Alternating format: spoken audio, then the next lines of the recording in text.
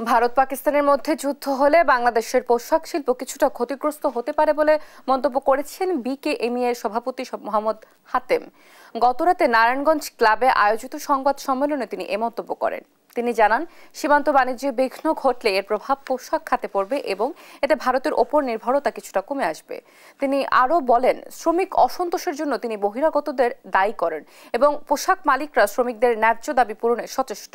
আসন্ন নির্বাচনে জয়ী হলে তারা ভ্যাট হয়রানি, এইচএস কোড ও বন্ড কমিশনারেট সংক্রান্ত জটিলতা দূর করতে 15 দফা নিয়ে কাজ করবেন।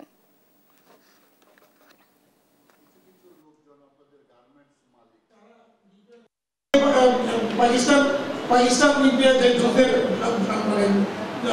দাবদাবা বেড়ে উঠেছে, সেখানেও কিন্তু আলটিমেটলি পাকিস্তান ইন্ডিয়া তো ক্ষতিগ্রস্ত হবে। পাশাপাশি আমরা পার্শ্ববর্তী দেশ যারা নেপাল, ভুটান, বাংলাদেশ, শ্রীলঙ্কা, মালদ্বীপ, আমরাও কিন্তু কিছুটা হলেও